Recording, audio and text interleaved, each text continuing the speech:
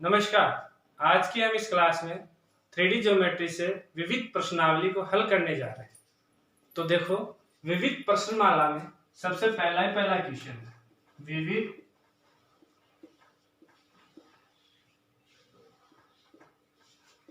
ठीक है।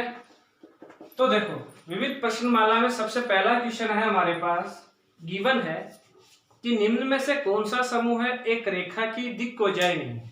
हमारे पास 4 समूह दिए गए हैं और हमें बताना है कि कौन सा समूह है रेखा की कोई दिक्कोजाई नहीं है। तो देखो, समूह को लिखूं तो सबसे पहले हमारे पास समूह है 1 1 1। दूसरा हमारे पास यहाँ से समूह देखें तो वह है हमारे पास 0 0 -1। तीसरा समूह है देखें तो वह है हमारे पास यहाँ से -1 0 0। अगर हम चौथा समूह है यहाँ से देखें तो वह है 0 -1 और 0। अब हमें कहा गया है कि रेखा की दिक्कोजाई। यदि मैं किसी रेखा की दिक्कोजाई देखूं तो रेखा की हमारे पास जो दिक्कोजाई होती हैं वह होती हैं L M N। ठीक है। अब हमें बताना है कि इन चारों जो हमारे पास ग्रुप दे रखे हैं, समूह दे रखे हैं, इन चारों समूह में से कौन सी रेखा की दिक्कोजाई नहीं बन सकती है, ये हमें बताना है। तो हमें पता है दिक्कोजाओं के मध्य रिलेशन होता है L² + M² + N² equal to क्या होता है 1। यदि इन समूहों में से हम देखेंगे कि कौन सा समूह है इस रिलेशन को फॉलो नहीं कर रहा है, जो समूह है रिलेशन को फॉलो नहीं करेगा वह है रेखा की दिक्कोजाई नहीं होगी।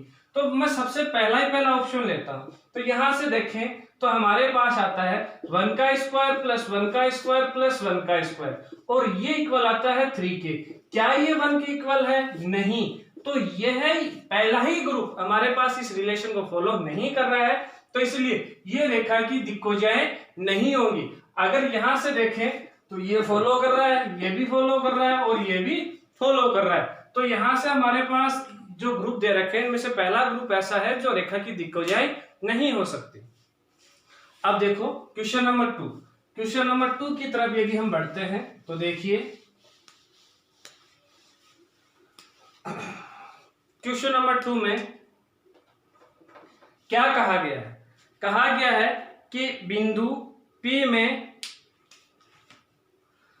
बिंदु P समिष्ट में इस प्रकार है कि OP मतलब परिमाण दे रखा है वो इक्वल है 6 तथा OP सदिश OX तथा OY अक्षों के साथ क्रमशः 45 डिग्री और 60 डिग्री का कोण बनाता है।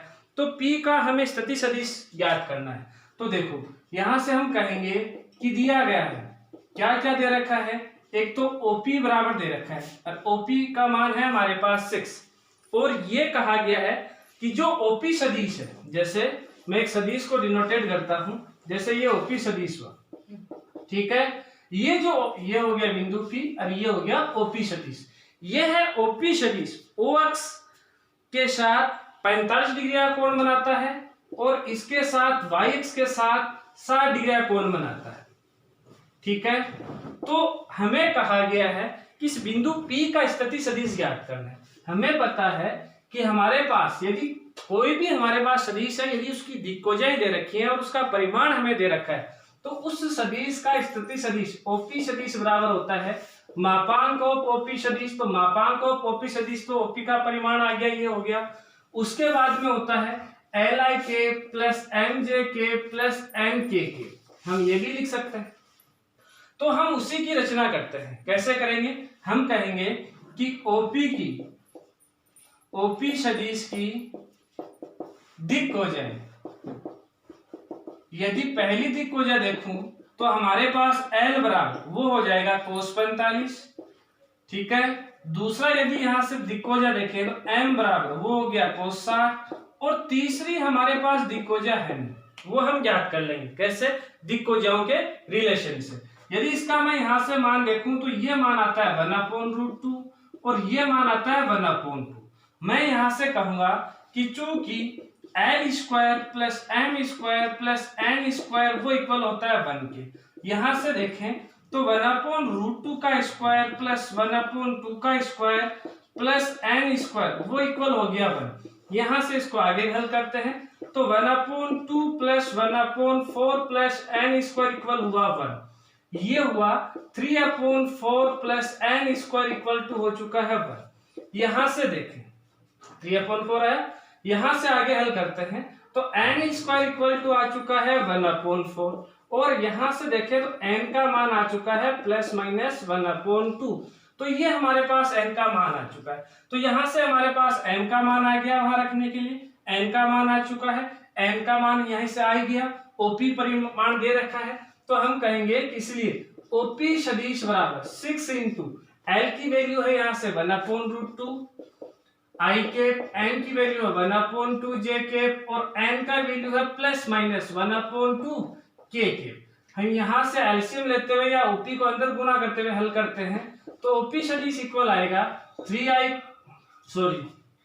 Into √2 I cap plus 3J cap और प्लस माइनस 3 क्या आ चुका है K कैप आ चुका है।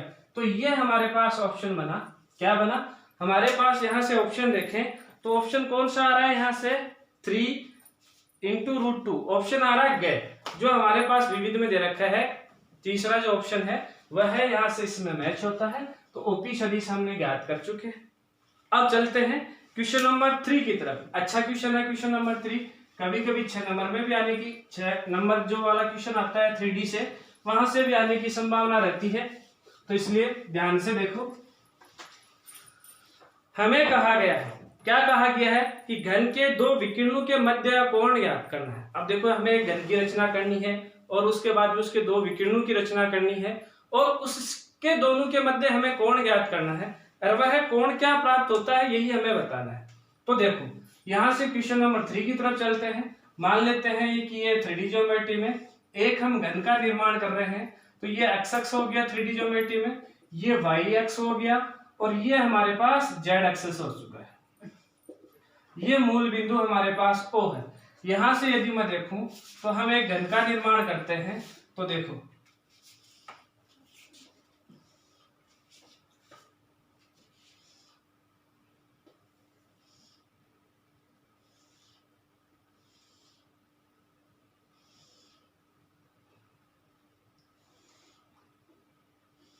ये एक हमने घन का निर्माण किया। अब देखो ये मूल बिंदु है, तो इस मूल बिंदु के निर्देशांक हो गए 0 0 0। एक्स अक्ष पर हमारे पास एक बिंदु है A, उसके निर्देशांक मैं मान लेता हूं कि A0 0 है। यहां हमारे पास, यहां से देखें तो ये y अक्ष है, ये हो गया बिंदु B, इसके निर्देशांक मान लेते हैं 0 A0 होगा। यहां से ये बिंदु मान लिया C और इसके निर्देशांक हो गया 0 0 A। अब कहानी आती है, जैसे इनको और मैं निर्देशित करता हूं तो यहां से C हो चुका है, ये D हो गया, ये E हो चुका है, ये F हो चुका है, ये G हो चुका है। कहानी ये आती है कि हमारे पास जो बिंदु E, F, G और जो D है इनके निर्देशांक क्या होंगे। तो मैं ये देख रहा हूं कि ये जो F बिंदु है, ये बिंदु F केवल और केवल x और y तल में, x y तल में, इसका मतलब z अक्ष का मान या z अक्ष वाला जो निर्देशांक है उसका मान क्या हो जाएगा यहाँ से 0। तो इस बिंदु के निर्देशांक हो जाएंगे a और क्या हो गया 0। ठीक है, यदि मैं यहाँ से d को देखूं तो d कौन से तल में है, केवल x और z एक्सिस में, तो y का मान यहाँ से क्या हो जाएगा 0। तो यहाँ से हो चुका है हमारे पास a 0 और a। यदि मैं यहाँ बिंदु G को देखूं तो ये हमारे पास x y तल में, तो इस बिंदु के निर्देशांक हो जाएंगे हमारे पास, यहाँ से x का मान हो गया 0 और z और y तल में है तो 0 a और a। और बिंदु E को देखें तो ये है बिंदु E तीनों निर्देशांकों में, देखो इस प्रकार से बना है। ठीक है, तो ये बिंदु जो E है वो यहाँ स्थित है और यहाँ स्थित है, तो हमारे पास इन तीनों के निर्देशांक आएंगे, तो इसके निर्देशांक हो जाएंगे हमारे पास a a a।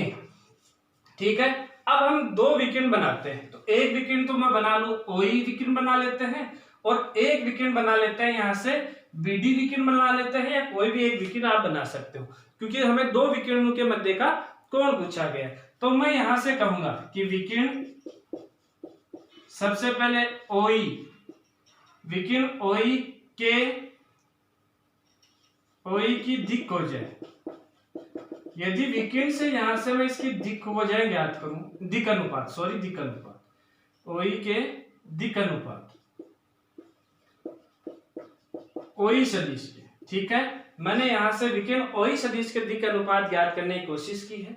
तो हमारे पास यदि मेरे पास कोई दो बिंदु है, उन दोनों बिंदुओं को मिलाने वाली यदि रेखा है तो उस रेखा के मैं दिक् अनुपात निकाल सकता हूँ। कैसे?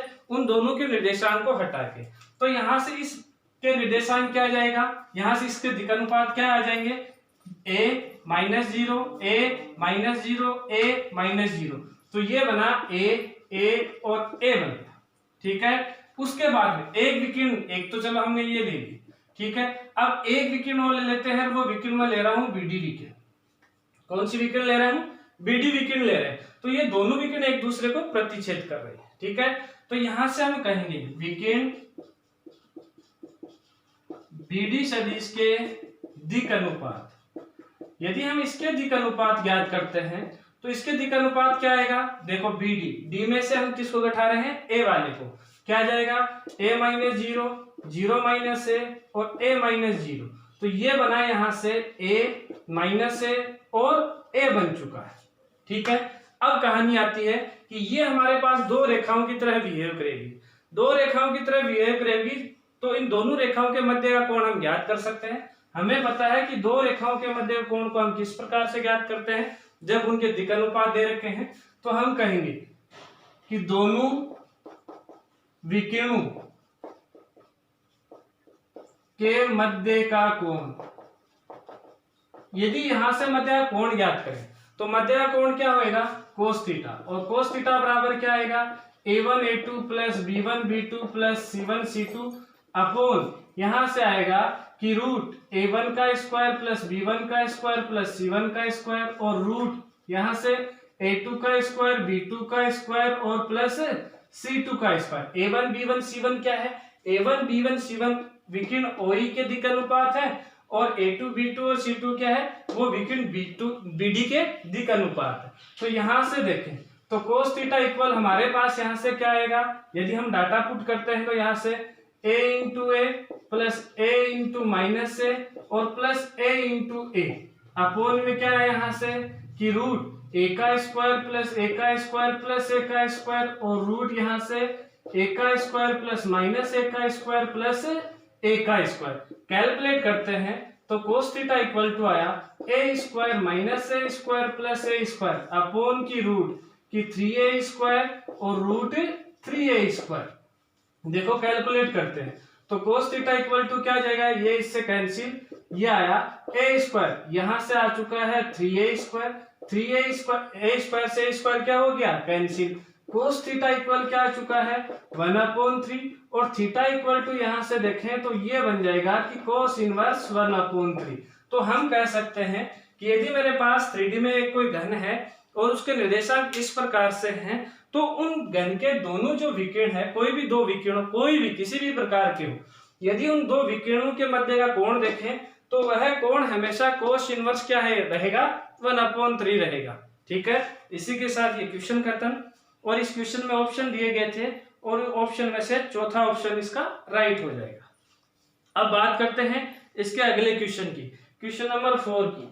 क्वेश्चन नंबर 4 में हमें एक सदिश दी गई है और उस सदिश की दिक् वजह पूछी गई है।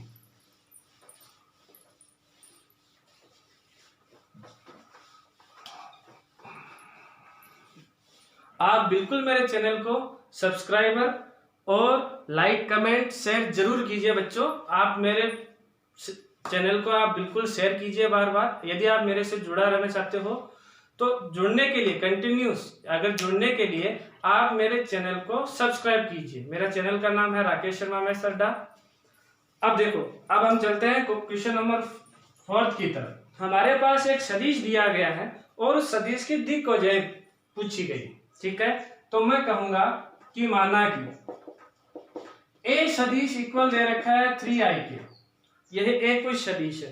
तो इस सदिश की हमें दिक् वजह ज्ञात करनी है। तो सबसे पहले मैं दिक् अनुपात देखूं तो मैं कहूंगा कि a सदिश के दिक् अनुपात, यदि मैं यहां से दिक् अनुपात देखूं तो दिक् अनुपात हमारे पास क्या आ रहा है, पहला 3, फिर आ रहा है 0, फिर आ रहा है 0। क्यों, जे कैप और के कैप नहीं है, जे कैप के कैप नहीं है तो इसका मतलब उसके दिक् अनुपात क्या आएंगे, 0 0। अब हमें इनसे दिक् वजह ज्ञात कर सकते हैं। तो हम कहेंगे कि इसलिए ए सदिश की दिक् कोजाएं, तो यदि हम इसकी दिक् कोजाएं ज्ञात करते हैं तो दिक् कोजाएं हमारे पास यहाँ से क्या आएगी, सबसे पहले एल, फिर उसके बाद में एम, फिर हम ज्ञात करेंगे एन।